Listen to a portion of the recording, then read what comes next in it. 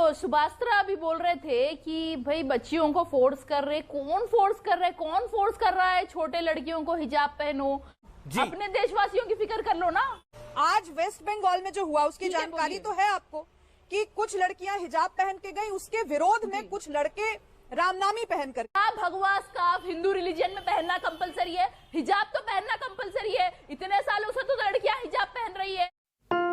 जय श्री राम दोस्तों ले चलते हैं एक बढ़िया डिबेट की तरफ आपको। और ये एक नई और मजेदार डिबेट है। ये डिबेट हो रही थी सुभास्त्रा और शाहिदा फलक के बीच में। शाहिदा फलक को दोस्तों आप जानते ही होंगे, वो राजनीतिक विशेषज्ञ है। आजकल बहुत ही चैनलों पे डिबेट में आपको नजर आ जाती है, जो कि पूर्व की नेशनल और इंटरनेशनल कराटे चैंपियन रह चुकी है और वो तेलंगाना से बिलोंग करती है। और उनकी बहस हो रही थी सुभास्त्रा के साथ।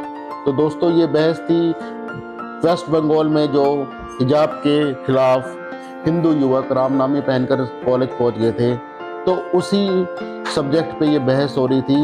और ये बहस फिर वही हिजाब पर अटक कर रह गई, जैसा कि ये चाहते ही है लोग। और ये इन दकियानूसी ख्यालों से बाहर नहीं निकलना चाहते, ना ही लोगों को शिक्षित करना चाहते हैं, बस अपनी राजनीति की रोटी सेकना चाहते हैं। तो ये बहस हिजाब पर ही अटक कर रह गई। तो दोस्तों देखते हैं ये डिबेट। शाहिदा फलक जी ये जो सुभास्त्रा अभी बोल रहे थे कि भाई बच्चियों को फोर्स कर रहे, कौन फोर्स कर रहे, कौन फोर्स कर रहा है छोटे लड़कियों को हिजाब पहनो। अगर अच्छा दिखता तो वो पहन लेते होंगे, हिजाब पहन के उनको अच्छा लगता होगा, वो अच्छे दिखते होंगे इसलिए पहनते होंगे। फोर्स कौन कर रहा है छोटे छोटे बच्चियों को। और आप बार बार अमित जी, आप बार बार ईरान क्यों आपको इतनी दिलचस्पी है ईरान से? आप अपने देशवासियों की फिक्र क्यों नहीं कर रहे? आप अपने देश के मुस्लिम लड़कियों की फिक्र आपको क्यों नहीं है भाई? अगर वहां पे गलत हो रहा है हिजाब फोर्स करके, तो यहाँ पे भी तो गलत कर रहे हैं फोर्स करके के निकाल दो भाई। पहनने के लिए फोर्स करना भी गलत है, नहीं पहनने के लिए फोर्स करना भी गलत है, दोनों चीजें गलत है ना। आप उस पे क्यों नहीं बोलते जो फोर्स किया जा रहा है, जो बैन लगाया जा रहा है, क्यों नहीं पहने भाई? राइट है पहनना, चॉइस है, आप पहनो मत पहनो।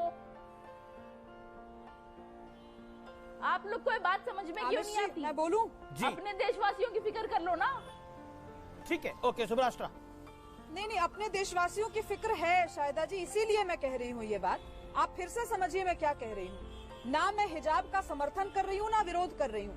मैं सीधी सी बात कह रही हूँ, आप लड़कियों को इतना शिक्षित बना दीजिए कि बालिग होने तक वो निर्णय लेने की क्षमता हो उनमें कि हिजाब पहनना सही है या नहीं। यहाँ पे हिजाब का प्रतीक आप घूंघट से भी ले सकती हैं, आप चेंज कर दीजिए ना, इंटरचेंज कर दीजिए।